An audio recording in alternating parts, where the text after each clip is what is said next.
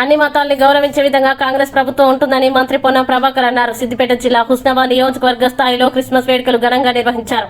1000 మంది క్రైస్తవులకి దుస్తుల్ని మంత్రి పొన్నం ప్రభాకర్ చేతుల మీదుగా పంపిణీ చేశారు. కేక్ కట్ చేసి పొన్నం మాట్లాడుతూ ఎన్నికల సమయంలో బీఆర్ఎస్ ప్రభుత్వం పెన్షన్లు రావని అసత్య ప్రచారాలు చేసింది. కాంగ్రెస్ ప్రభుత్వం ప్రజాస్వామ్య పాలన కాబట్టి ప్రజల పక్షాన నిలుస్తుందన్నారు.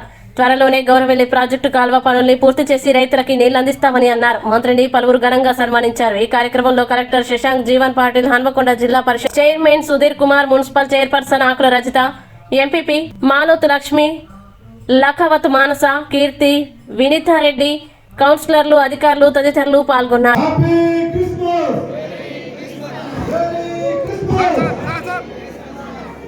We wish you a happy Christmas, all of you.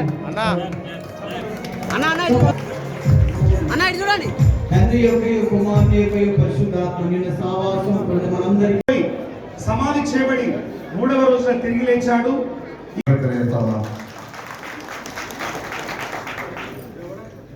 Christmas వేడుకల్ని సంబంధించినటువంటి అన్ని మతాలను గౌరవించేటువంటి కాంగ్రెస్ పార్టీ నేను చూస్తా ఉన్నాను. గత 7 తారీఖున 3 తారీఖు ఫలితాలు వస్తే 7 తారీఖున ప్రమాణ స్వీకారం మంత్రులుగా చేస్తే 9 తారీఖున శాసనసభ్యులుగా ప్రమాణ స్వీకారం చేసిన మరుక్షణం మహిళలందరికీ ఉచితంగా బస్ సౌకర్యాన్ని కలగజేయడం జరిగింది. దాంతో పాటుగా 10 లక్షల రూపాయలకు ఆరోగ్యశ్రీ తీసుకోవడం జరిగింది. ప్రభుత్వం తరఫున మిగతా కార్యక్రమాల గురించి శాసనసభ వేదికగా ప్రభుత్వం తీసుకుపోయే కార్యక్రమాల్లో ముందుకు ఏ విధంగా పోతామో ఇప్పుడు రాష్ట్ర ఆర్థిక పరిస్థితి గురించి కూడా మరి ప్రగతి నివేదికల పేరుగా శ్వేతపత్రాల పేరుగా ప్రజలందరికీ వాస్తవాలు చెప్పే ప్రయత్నం చేస్తా ఉన్నాం.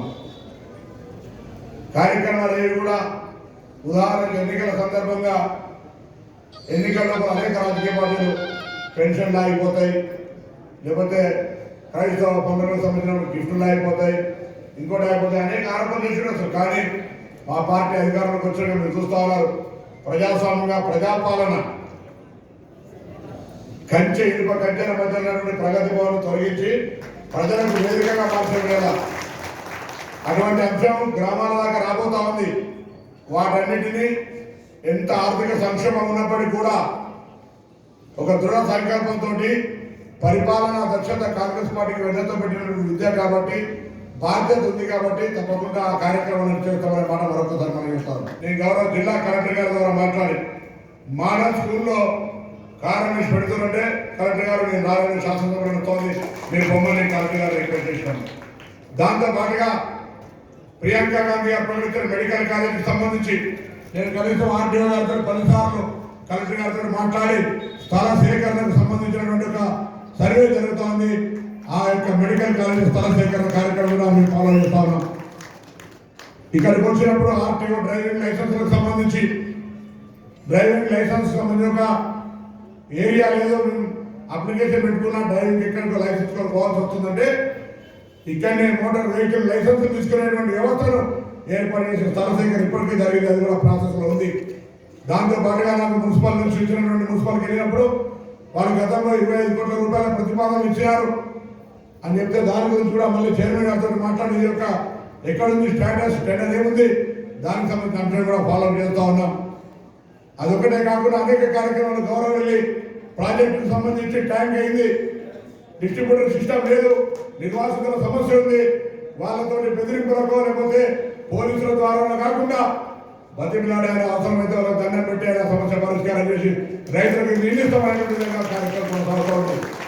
ఎక్కడ కూడా నెగ్లెక్ట్ కానీ నిర్లక్ష్యం కానీ చేయని నా మాట ఎన్నికలప్పుడు చెప్పినట్టుగా మీరు ఎక్కడికి వెళ్ళినా మేము హుస్నాబాద్ అంటే గౌరవంగా మీ గౌరవం పెరిగే విధంగా వ్యవహారం చేస్తామని చెప్పినా బరాబర్ మరొక ఈరోజు యేసు క్రీస్తు ప్రభు అయినటువంటి క్రిస్మస్ వేడుకల సందర్భంగా మరొకసారి ఆ మాట తెలియజేస్తా ఉన్నా. దయచేసి 6 మంత్ల గతం కంటే ఎక్కువగా మీ గౌరవాన్ని పంపించే విధంగా మా ప్రభుత్వం మీకు స్పందిస్తుందనే మాట మనం చేస్తా ఉన్నాం.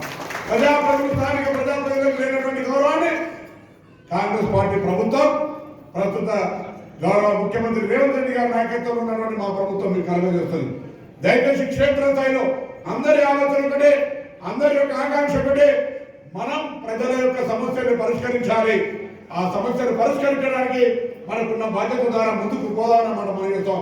ఉండబడేటువంటి సమస్యల్ని మండల స్థాయికి వచ్చినప్పుడు ప్రత్యేకించి సమావేశం పెట్టి వాటిని పరిష్కరించేటువంటి బాధ్యత నాది.